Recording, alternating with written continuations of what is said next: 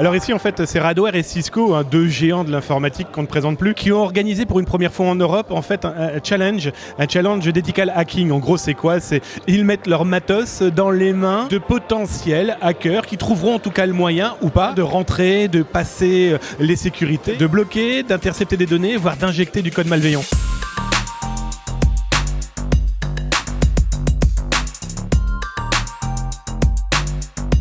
Alors l'idée c'est bien sûr de pouvoir présenter Radware mais d'une façon assez sympa. Et donc plutôt que de présenter des produits, des technos, on a décidé de faire un challenge auquel on a invité des hackers. On va sélectionner les 5 meilleurs qui vont faire une vraie course et 3 d'entre eux vont être récompensés pour le fait d'avoir réussi à hacker les systèmes. Et on va bien sûr partager avec tous les clients et les spectateurs pour expliquer ce qui se passe.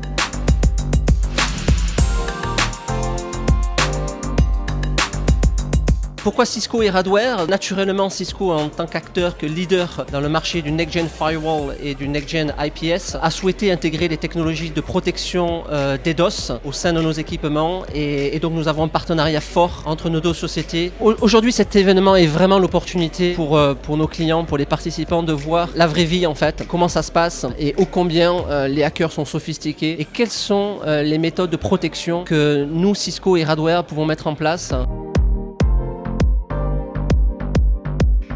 Alors ce qui est intéressant, c'est que là, Radware et Cisco ont décidé de mettre plusieurs phases de sécurité et la première étape était sécurité vraiment au sommet. Là, pour passer, il fallait vraiment y aller à la hache, voire physique, parce qu'on oublie qu'aussi la sécurité informatique, c'est le social engineering, c'est éventuellement l'attaque de sa cible avant de toucher son serveur, son informatique. Donc là, on a vu des jolies choses. Alors il y a eu un peu de tout, on a vu du scan, on a vu des tentatives de DDoS et compagnie, parce qu'ils testent le matériel. Et donc les différentes phases font que là maintenant, ils vont baisser un petit peu la qualité de la sécurité pour voir s'il y a d'autres moyens de passer. Par contre, chapeau bas pour ceux qui participent, c'est que l'originalité, c'est que les visiteurs, les spectateurs peuvent regarder et donc se mettre au-dessus de l'épaule, un peu comme des petites bêtes curieuses et de voir comment ça travaille. Et il faut avouer que ça, c'est pas évident parce que déjà, on n'a pas trop envie du coup de sortir ces petits secrets parce qu'après tout, un petit secret, ça se partage pas. Du côté de Radware, on a utilisé la solution anti-DDoS, le Defense Pro, qui est à l'avant finalement de toute l'infrastructure. Derrière le Defense Pro, on a le Firepower de chez Cisco. Ensuite, le trafic est redirigé vers un Alteon qui est la partie ADC de chez Radware, avant de passer dans le Web Application Firewall également de chez Radware pour enfin arriver jusqu'au serveur web qui est finalement la cible des attaques des hackers. On a eu quelques surprises pendant la première manche, on a eu quelques attaques qui ont passé, mais finalement on avait quand même laissé des portes ouvertes pour laisser aux hackers la possibilité de marquer des points dès le début. Ça reste un challenge. On a un beau scoreboard pour l'instant et un beau challenge côté hacker et un bel événement aussi au niveau des présentations pour les clients.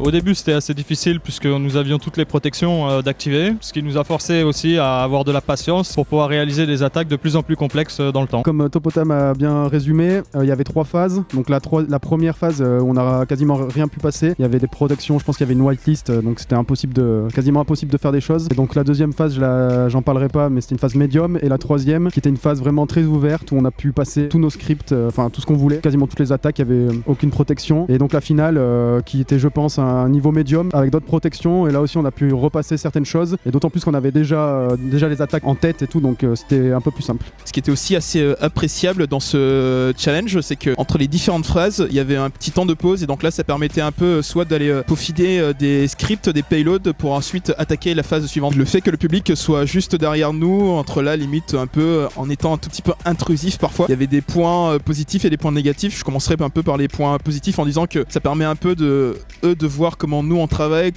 quelles sont les techniques réellement qu'on peut utiliser, parce qu'on entend assez parler il y a tel ou tel site qui a été piraté, et puis parfois pour le grand public ça peut être un peu méconnu. Donc là ils voyaient réellement comment ça fonctionnait, comment on agissait. D'un autre côté, pour nous en tant que hackers, c'était un peu compliqué parfois de se concentrer, et moi je sais que personnellement j'avais mon casque sur les oreilles qui me permettait un peu d'être dans ma bulle malgré le fait qu'il y ait le public derrière. Bah effectivement, comme ça vient d'être dit, c'est un peu à double tranchant. Ça nous a quand même poussé vraiment à donner le meilleur de nous-mêmes. Et donc on montre surtout notre lot. Voilà. Et donc Londres, nous voici.